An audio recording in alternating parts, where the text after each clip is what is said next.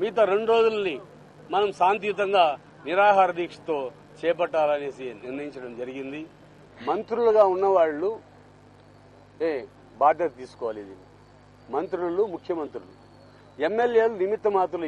ఇటువంటిది ఎమ్మెల్యేలంతా ఎప్పుడు స్టేట్కి సంబంధించి ఏదో పనులు కానివ్వండి, డెవలప్మెంట్ యాక్టివిటీస్ కానివ్వండి, మంత్రులకు ఎంత ఇంపార్టెన్స్ ఉందో దీనిపై ఈ సబ్జెక్ట్ పైన ఎంపీలు కూడా అదే బాధ్యత పూర్తిగా ఉంది. కానీ యూపీఏ ప్రభుత్వం ఏ నిర్ణయంతో ఈ విధంగా తీసుకునిందంటే ఎంపీలు పోయినా పర్వాలేదు, మనకు బీజేపీ ప్రత్యేక తెలంగాణకు బీజేపీ ఎప్పుడో మనకు గ్రీన్ సిగ్నల్ ఇచ్చింది అని ఒక నికృష్టమైన ఆలోచనతో ఇది చేసిన ఒక వ్యూహం లాంటిది ఇది. దానికే నేను చెప్తున్నాను, మంత్రులు బాధ్యత తీసుకోండి.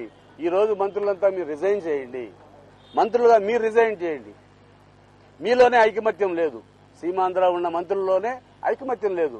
ఒకరేమో రాజీనామా చేస్తామంటాడు, ఒకరేమో న్యాయ పోరాటం అంటారు, ఇంకొకరేమో నేను కోర్టుకు పోతానంటాడు. ఇదే టీజీ వెంకటేష్ గారు ఇది మేము న్యాయ పోరాటం చేస్తా ఉంటాం అంటున్నారు. ఇన్ని రోజులు తెలీదా వీళ్ళకి? ఇన్ని నెలలు తెలియదా వాళ్ళకి?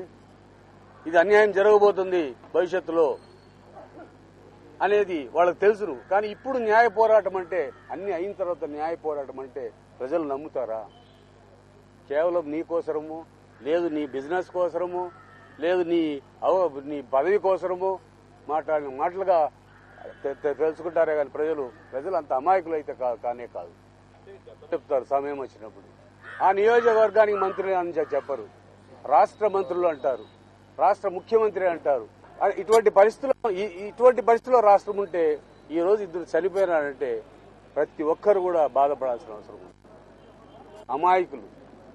మీరేమో ఢిల్లీలో కూర్చుంటారు, హైదరాబాద్ లో కూర్చొని నిర్ణయాలు తీసుకుంటారు.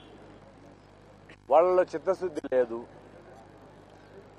ఎక్కడ ఏ విధంగా అయితే మన పదవి పోతుందో, మన మంత్రి పదవి పోతుందో, ఇప్పుడున్న 2014 టైం సాలదు. అప్పట్లో ఎవరో ఊహించిన రిజల్ట్స్ వచ్చినప్పుడు అప్పుడు తెలుసుకుంటారు. వాళ్ళు తగిన పాఠం ఖచ్చితంగా చెప్తారు. ఈ మంత్రుల గురించి చెప్తారు, యూపీఏ గవర్నమెంట్ కు చెప్తారు, ఎంతమంది ఎంపీలు ఇక్కడి నుంచి పంపిస్తారు, తెలంగాణ నుంచి చూస్తారు. ఇదంతా ఏమంటే ఒక స్ట్రాటజీగా, ఒక ప్లాన్డ్ గా, ఒక వ్యూహంలా జరిగిన ఇది. ఈ రోజు జరిగిన వ్యూహం కాదు ఇది.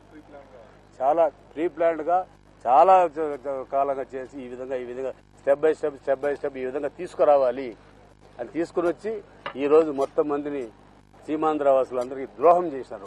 మీకు గాని నిర్ణయం తీసుకుంటారు, మీకు గాని నిర్ణయం తీసుకుంటారా? లేదు ప్రత్యేక సీమాంధ్ర కోసం నిర్ణయాలు తీసుకుంటారా? మీరు చేసిన ఈ ఆలస్యం వల్లనే ఈ రోజు ప్రత్యేక తెలంగాణ వాళ్ళకి పోవడం జరిగింది. మనం సీమాంధ్ర తడిగా పెట్టడం జరిగింది.